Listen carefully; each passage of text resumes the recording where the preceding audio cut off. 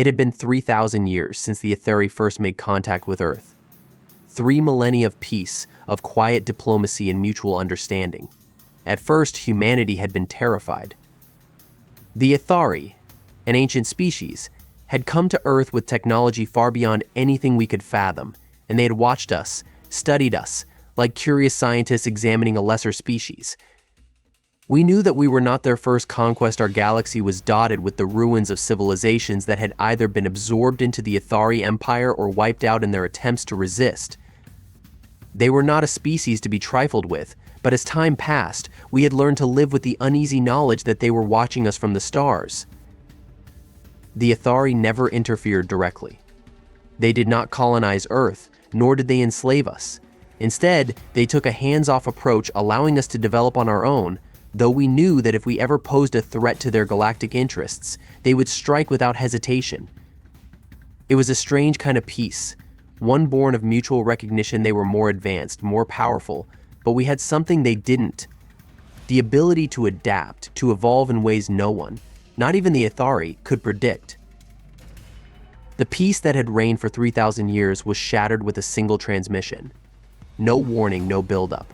Just a sudden, jarring message broadcast across every communication channel on Earth. The voice was cold and mechanical, and though the Ithari had never made an attempt to communicate with us in centuries, this message was unmistakable. Earth, the voice began, after 3 millennia of peace, we, the Ithari Empire, have decided to reclaim what is ours. Surrender your world or face annihilation. The words echoed through every home, every radio, every screen, and for a moment, there was only stunned silence. The world froze. No one knew how to react at first. The Ithari had always been distant, removed from our daily lives, and their sudden declaration of war seemed so out of place that it took time for the full weight of it to sink in. 3,000 years of peace, broken in an instant. It was hard to grasp at first. For generations, humanity had lived in the shadow of the Ithari, but they had never given any indication that they would act against us. They had given us technology, insights into the cosmos, and even encouraged us to explore the universe on our own terms. The thought that they would now come to us with the intention of conquering, or worse, wiping us out, seemed absurd. And then, after that moment of disbelief, something strange happened. The silence broke not with panic, but with laughter. Not the nervous, uncertain kind of laughter that comes in moments of tension, but genuine, incredulous laughter. People laughed at the sheer audacity of it all. After 3,000 years of peace, the Ithari were now declaring war. It was so utterly ridiculous that the only thing left to do was laugh. Across the globe, in every corner of the world, humans reacted with the same confused hilarity. Memes began to flood the internet, featuring sarcastic and mocking captions over images of the Ithari warships.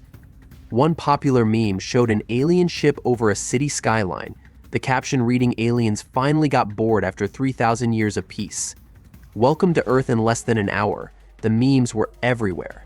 Social media exploded with them, spanning continents and cultures. No one seemed to take the threat seriously. The idea of an entire species, one that had watched us for so long, now so desperate to fight us, was just too absurd. Humans, with all our flaws and quirks, had faced wars, natural disasters, and even the end of the world countless times. But the idea that the Ithari, after all this time, would suddenly break their own treaty and declare war, it was almost too ludicrous to process, so we laughed. It wasn't just an individual response either, it was a global one. People everywhere, rich and poor, young and old, joined in the same act of defiance. The laughter wasn't born from fear, it was born from a deep, underlying sense of confidence. We weren't afraid of the Ithari, not anymore. If they were going to challenge us, they would find that humanity's greatest weapon wasn't our technology, but our ability to turn the tables, to laugh in the face of the impossible. And that, the Ithari had grossly underestimated. The Ithari did not understand laughter. It was a concept that baffled them, an enigma beyond their grasp. For centuries, they had watched us from the shadows, taking notes on our development, learning our strengths and weaknesses, all while maintaining their cool detachment. In the beginning, They had studied our wars, our divisions, our struggles for survival. It was a species with a history built on dominance, on ensuring their own survival by subjugating weaker civilizations. The idea that we humans, chaotic and unpredictable, as we would respond to their serious declaration of war with mockery was, to them, an unfathomable paradox. At first, they tried to ignore it. Surely it was a mistake, a minor glitch in the system. They had broadcast their message to the entire planet. Surely that would be enough to incite fear, to command respect. But when the response came in the form of viral jokes, memes, and sarcastic commentary, they were forced to reassess their approach. A warship hovering over New York City was met not with panic, but with a stream of videos showing people in inflatable alien costumes dancing and waving at the camera. A major broadcast from their fleet was hijacked by a group of pranksters who replaced their official transmission with a cartoonish animation of an Ithari officer tripping on a banana peel. The resulting chaos on their communications channels was almost too much for them to process. What had started as a simple demand for surrender quickly turned into a battle of wills. The Ithari High Command, high above their towering citadels in the distant reaches of space, convened in a darkened room. The alien leaders, an ancient and unyielding collective of individuals who had seen entire civilizations rise and fall, stared at the chaotic data streaming across their screens. How could this be? How could a species they had so carefully studied for millennia respond with such ridicule? "We are the Ithari," their leader declared in a tone that was both cold and commanding. "We control the stars. Why do they mock us? Why are they not trembling before us? This is not how it is supposed to go. This is not how it has ever gone." The Ithari had expected the humans to cower, to beg for mercy, as so many others had done in the past. Instead, they were met with defiance in the form of humor. They tried to reach out to Earth's leaders directly, sending high-ranking diplomats and envoys to negotiate terms, only to be met with the same response: laughter. One of the ambassadors from Earth had greeted the Ithari envoy with a wink and a "did you guys forget the punchline?" It became clear the Ithari were not dealing with a primitive species, as they had once thought. We were unpredictable, adaptable, and as they would come to understand all too well, entirely capable of turning their greatest weapon, intimidation, into something utterly useless. For the Ithari, who had built their empire on fear, it was a lesson they hadn't bargained for. They tried to escalate. Their next message was harsher, more direct, more terrifying. "Cease this nonsense, humans," they warned. "Your resistance is futile. You will be eradicated if you do not comply." But once again, humanity responded with laughter. The internet was flooded with people in ridiculous costumes, standing in front of their computers, making exaggerated faces and taunting the Ithari fleet. A popular hashtag quickly emerged: not Satata now. In a moment of utter absurdity, even Earth's military leaders, those who had long trained for the possibility of alien contact, took to social media, posting pictures of themselves dressed in clown wigs, holding up signs that read "not a war, just a bad joke." The Ithari's confusion grew as the days passed. Every attempt at asserting their dominance was met with ridicule. Ships that had once inspired terror now looked like circus tents in the sky. Their weapons, once thought to be invincible, were treated like toys. The sense of fear they had relied on for millennia was unraveling, and in its place there was something far more dangerous: humanity's ability to find humor in the most dire situations. The Ithari leaders huddled again, their minds whirling with the realization that the battle they had envisioned would not go according to plan. The longer they watched, the more they began to see that they had underestimated humanity's strength. It wasn't in our technology nor in our military might. It was in our spirit. A spirit that refused to bow to fear, that could laugh in the face of annihilation, and that, in doing so, had found a power the Ithari had never anticipated. The Ithari were, to put it mildly, flummoxed. Every time they tried to reassert their dominance, every time they sent out another broadcast, they were met not with fear, but with more absurdity. What they failed to comprehend was that humanity had always thrived in chaos. When faced with the impossible, when backed into corners, we didn't just fight, we adapted, we found new ways of thinking, and we laughed. Laughter was not just a coping mechanism for us, it was a weapon, a shield, a declaration of our refusal to be cowed by even the most insurmountable odds. As the days passed, the human response to the Ithari invasion turned into something resembling a full-scale cultural event. What had begun as simple memes and viral videos blossomed into an all-out online phenomenon. Social media platforms were flooded with creative content. Humans all around the world began creating elaborate parodies of alien encounters, often casting the Ithari as bumbling, incompetent invaders who had somehow forgotten that they were, in fact, not the rulers of the universe, but the punchline to a joke. The memes, once just sarcastic, began to evolve. One video from the United States showed a group of teenagers hijacking a broadcast from the Ithari's lead communications ship. The video, produced by a group of aspiring filmmakers, showed an Ithari officer dramatically declaring, "Surrender or face obliteration," but in the video, the officer's voice was replaced by a high-pitched voiceover that made it sound like the alien was whining like a child. The scene culminated in an over-the-top close-up of the alien's face with a giant rubber chicken being slammed in front of it, accompanied by a loud honking noise. It was absurd. It was hilarious. And the Ithari didn't know what to make of it. What was meant to be a terrifying broadcast had turned into a viral sensation. People laughed so hard they cried. The hashtag #AlienFail trended worldwide, and within hours the video had millions of views. The Ithari, initially so confident in their superiority, now found themselves being ridiculed by the very species they had expected to crush. The idea of being laughed at was so alien to them that they could not process it. The most serious, powerful race in the galaxy, reduced to a punchline in the grand scheme of things. They were baffled, angry even. How could this be? How could these insignificant, immature humans, who had once been nothing more than an interesting curiosity to them, now make a mockery of their entire civilization? They tried to call for a ceasefire, but the more they insisted on the seriousness of their intentions, the more the world laughed. The people of Earth were not afraid, not even in the slightest. In fact, they had embraced the absurdity of it all. Governments, who had been ready to mobilize their military forces, now found themselves unable to take the Ithari seriously. One high-ranking general, caught on camera, gave an interview in which he said, "We're not going to fight them with bombs or lasers. We're going to fight them with memes and dance challenges." And that's exactly what happened. A worldwide flash mob event was organized, with thousands of people gathering in cities across the globe to perform a choreographed dance to a viral song titled "Alien Invasion Shuffle." The Ithari ships, hovering ominously above, were met with an unrelenting chorus of people in strange outfits, all shaking their hips and waving inflatable tubes.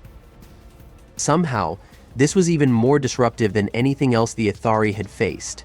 The ships began to broadcast footage of the dance challenges back to their own homeworld. There, the Ithari could only watch as their most terrifying weapons, their overwhelming technological superiority, were mocked by human creativity. Their greatest tool, intimidation, had been turned into a global joke. The High Command, now in full crisis mode, tried to send a new fleet of reinforcements, certain that more firepower would intimidate humanity into submission. But once again, the same response came: people in costumes, more memes, and an unrelenting flood of absurdity. One of the most popular hashtags now circulating was "Make them la till leave." It was clear that the Ithari, with all their power, had no idea how to handle this new weapon of mass resistance. What they thought was an invasion of terror had turned into the largest comedy special the galaxy had ever seen. As each day passed, the situation became more surreal. The Ithari were no longer just battling humans, they were battling the unpredictable nature of human humor itself, and it was something they were completely unequipped to handle. In a last-ditch attempt, the Ithari commanders sent a direct message to Earth's leaders: "You will cease this madness. We will destroy your cities if you do not comply." The message was broadcast live, accompanied by a visual of an Ithari ship's weapons array primed and aimed at Earth. And what did humanity do? We laughed even harder. The situation had escalated beyond the Ithari's worst fears, and they were now fully engaged in a battle they had never anticipated: the battle of absurdity. Their fleet hovered in the sky, massive and intimidating, yet the response from humanity was not terror, but a wave of creative, collective mockery. At first, the alien invaders had believed that all they needed was to show their power, to prove their might with overwhelming force. They had calculated that their advanced weaponry and fleets, unmatched by anything Earth could muster, would cause immediate fear and compliance. But the longer they observed the global response, the more they realized they had miscalculated one critical factor: human creativity. The memes were just the beginning. What had started as lighthearted ridicule quickly morphed into an elaborate, organized resistance movement. Cities around the world were filled with thousands of people wearing outlandish alien costumes, waving inflatable alien figures, and acting out scenes from Earth's countless science fiction movies. It wasn't just about mocking the Ithari anymore, it was about embracing the absurdity of the moment and turning it into a global statement. Entire flash mobs coordinated by civilians took to the streets, performing highly choreographed dances, the moves made more ridiculous with each new routine. The world seemed to be united by a singular purpose: to turn the tables on an empire that had underestimated the power of humor. The Ithari didn't know what to do. For all their technological brilliance, they could not comprehend the strange resilience of humanity. Every message they sent was met with defiance. Every ultimatum was returned with jokes, sarcastic retorts, and increasingly elaborate pranks. There was even a popular campaign where people in every country began to send fake invitations to the Ithari, inviting them to Earth's biggest comedy festival. In the middle of this chaos, a group of high school students in Australia hijacked a satellite broadcast to invite the Ithari to the greatest show on Earth, presenting a poorly made video of themselves throwing pies in each other's faces. While the backdrop showed an exaggerated caricature of an Ithari general being drenched in colorful confetti. It was childish, it was ridiculous, and it was impossible to ignore. It was this combination of global defiance and absurd humor that struck at the heart of the Ithari's strategy. They had always ruled with fear, controlling planets and species by demonstrating their superiority. But now they were being outplayed at their own game. Every act of intimidation was met with the collective laughter of billions of people. The Ithari were trying to figure out the next logical step. How could they escalate things further when every escalation was met with even more mockery? It wasn't just the civilians who were laughing. Earth's political leaders, who had been initially concerned about the alien threat, now found themselves caught in the wave of humor. A UN emergency meeting meant to discuss strategies for defense turned into a roundtable discussion of the most outlandish ways to prank the invaders. The serious military leaders, accustomed to handling far more conventional threats, were unable to adjust to the absurdity of the situation. The military's advanced strategies, honed through decades of preparation, seemed out of place in the face of an alien invasion that had become nothing more than the punchline of a universal joke. As their fleets continued to circle Earth, the Ithari watched helplessly as the world turned their invasion into a grand spectacle of mockery. One of the most bizarre moments came when a group of scientists from the European Space Agency launched a live broadcast that showed a fake alien propaganda video of Ithari soldiers doing yoga. The clip was nothing but absurd poses with humorous subtitles reading. Even the fiercest warriors need to stretch. The Ithari High Command received reports of how their fleet was being subjected to more parody. The messages they were sending had been replaced with clip art of alien heads with googly eyes. Some Earthlings even took to placing "Welcome to Earth" signs on the hulls of their ships, as if the invaders were tourists looking for a friendly vacation. Every new attempt to restore order only fueled the global reaction. It was as if humanity had found a way to turn the very concept of war into something trivial, something laughable. They had transformed an existential threat into a stage for global creativity. The more the Ithari tried to intimidate, the more human resistance embraced the chaos. Instead of hiding or retreating, Earth was responding in kind, not with violence, but with unrelenting humor. The Ithari, for all their wisdom and experience, had never dealt with a species like this. There had been other civilizations that had resisted, but none had reacted like this. In their experience, no species had ever thought to use laughter as a weapon. The invasion had turned from an exercise in military dominance to an existential crisis for the Ithari themselves. How could they conquer a planet that had mastered the art of deflection, of turning even their most terrifying weapons into a laughingstock? As their leadership convened to discuss the next steps, they were confronted with an unsettling reality. They had lost control of the narrative. Humanity had made their message clear. Not only would they not surrender, but they would laugh in the face of annihilation. The more the Ithari tried to exert their power, the more they found themselves caught in an impossible loop. It was as though the entire human race had been transformed into a collective force of absurdity, an unstoppable wave that turned every attempt at intimidation into something laughable. Their overwhelming technological superiority, once their most powerful asset, had become irrelevant in the face of humanity's unpredictability. It was now a game, but not one the Ithari could control. In the first few days, they had tried everything they knew. They deployed new fleets, more advanced weapons, and rebroadcast their threats across all known frequencies. Their hope was to intimidate, to instill fear in the hearts of every human alive. But the response was always the same: mockery, ridicule, and most frustratingly, complete indifference to their might. They had underestimated something crucial about humans, a species that had thrived through war, famine, and crisis by constantly reinventing themselves. Now, humanity had found an unexpected weapon in the form of humor, a weapon that was even more potent than the most advanced alien weaponry.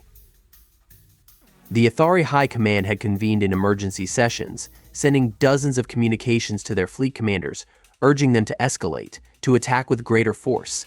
They expected that humans would break, that they would cower in fear of total annihilation. But they were wrong. The humans had not broken. Instead, they had become more defiant, more brazen in their absurdity. By now, entire nations were working in tandem to throw the most elaborate pranks the world had ever seen. The Chinese government announced that they had developed a new form of communication with the Ithari, a universal translator that would help facilitate peace talks. When the Ithari fleet opened the message, they were greeted by nothing but the sound of a crowd chanting "We come in peace" in a chorus of fake robot voices.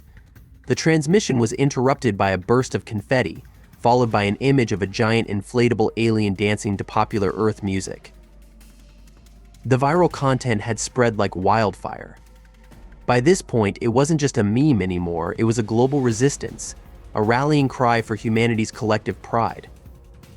The idea that an entire species, one with such vast knowledge, could be reduced to a laughingstock was too much for the Ithari to comprehend.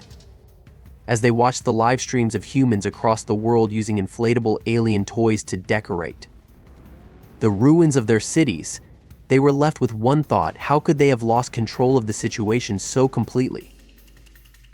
Meanwhile, humans took advantage of the situation in unexpected ways.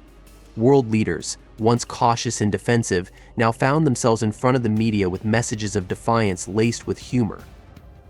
One particularly viral clip showed the President of the United States standing on the steps of the White House wearing a pair of oversized sunglasses, holding a foam finger, and shouting, "I think we've got this, folks. Let's make some noise for the greatest alien roast in history." Behind him, the Capitol building was draped in banners that read, "Earth, the home of intergalactic comedy." It was a bizarre yet profound statement of humanity's collective strength, our ability to laugh, to be resilient, and to defy even the most powerful of forces. As the days turned into weeks, the Ithari's options grew narrower. They had come to Earth with a simple plan: to crush, to dominate, to remind humanity of their place in the cosmos. Instead, they found themselves entangled in a war they could not win, a war fought not with weapons, but with humor, wit, and a sense of defiance that they couldn't understand. And then, in a move that only made the situation worse, the Ithari High Command decided to deploy their ultimate weapon, an ancient, godlike force that they had kept in reserve for just such an occasion. The Sun Slayer, an enormous ship designed to destroy entire planets, was activated. The Ithari believed that this show of ultimate force would break humanity, that the sheer terror of their power would finally silence the laughter. But instead, when the ship's launch was announced, people around the world took to social media in droves, posting videos of themselves pranking the incoming destruction. One viral video showed a group of kids in Europe holding up signs that read, "Is this the best you've got?" as they watched the ship approaching on a live feed. The tone was lighthearted, almost as if the children were mocking the idea that this weapon, capable of obliterating planets, could actually intimidate them. Another video showed a group of scientists from Africa attempting to negotiate with the Sunslayer by holding up a giant inflatable balloon in the shape of an Ithari soldier and declaring, "You have to pass our test before you can destroy Earth first. You must win in a game of rock, paper, scissors." It was clear that the Ithari were losing the war, not because they lacked power, but because they had underestimated humanity's greatest strength. Humor had become a shield, a way for us to face impossible odds with the full knowledge that we could not be broken, no matter how hard they tried. The Ithari had come to Earth believing they could crush us with their weapons. What they hadn't expected was that we would respond with the most powerful weapon of all, our ability to laugh in the face of the impossible. And in that laughter, we had found our victory. The Ithari were running out of ideas, and they knew it.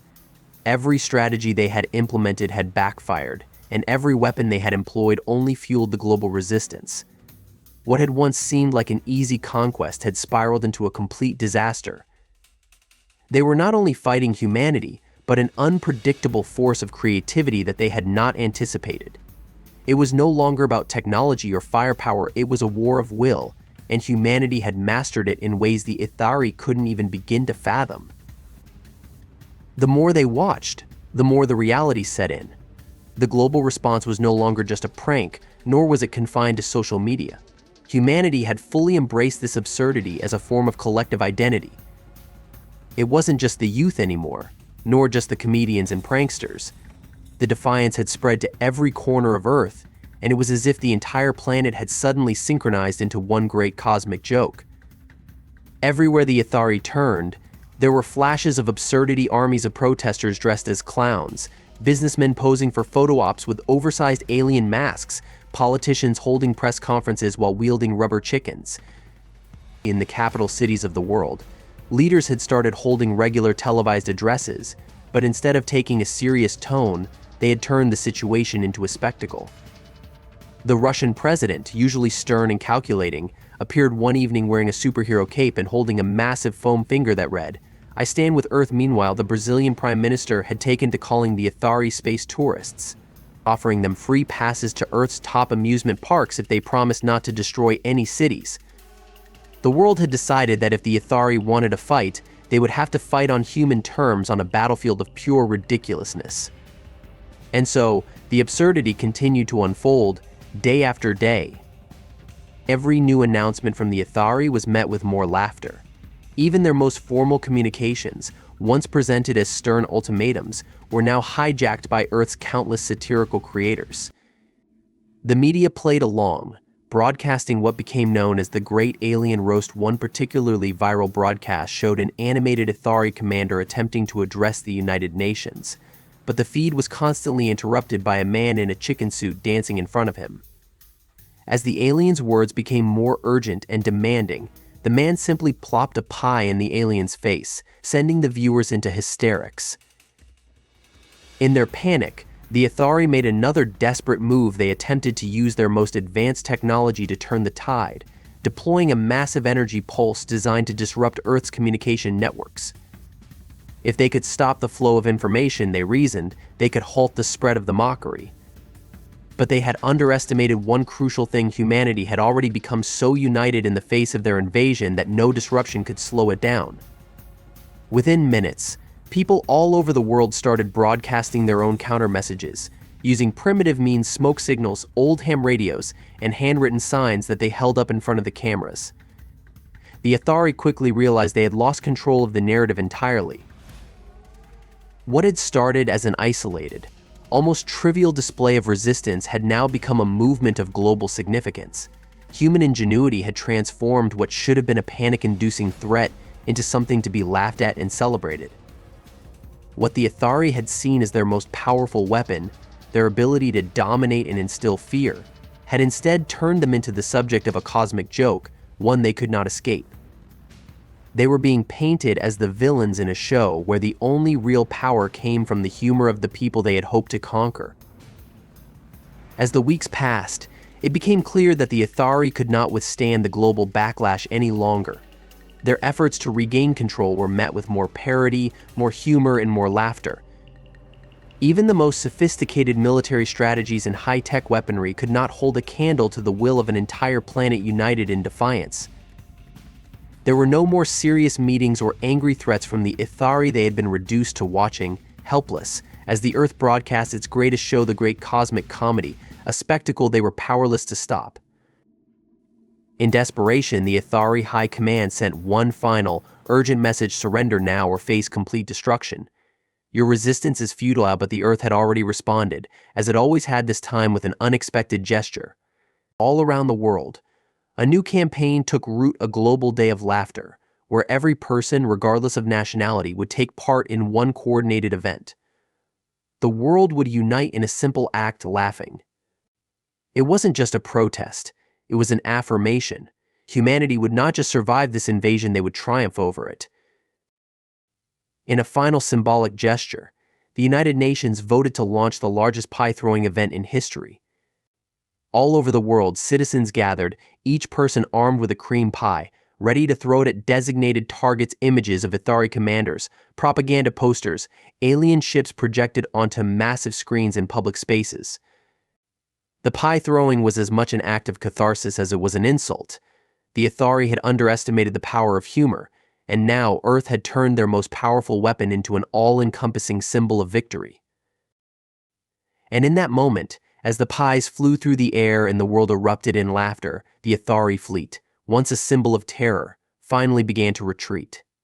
They had failed.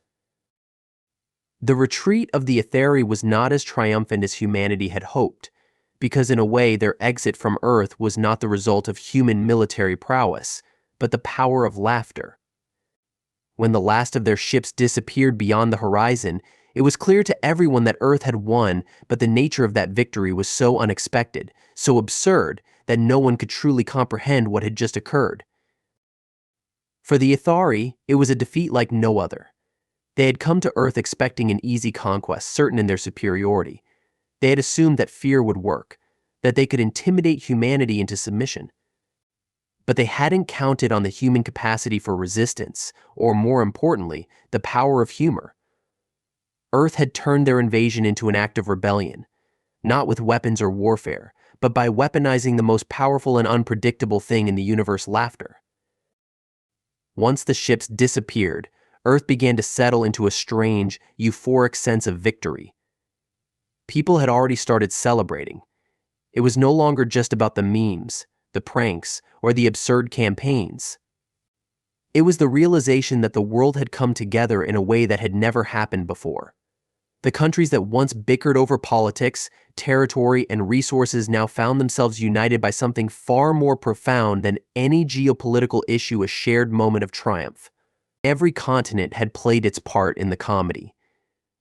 Every culture, language, and tradition had found ways to turn the impossible situation into a celebration of humanity's resilience.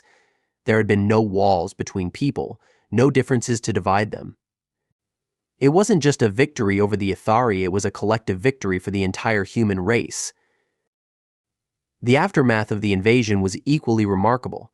While governments were still analyzing the technological data from the alien ships, dissecting every inch of their once mighty fleet, the people of Earth had returned to their daily lives, but now with a different outlook.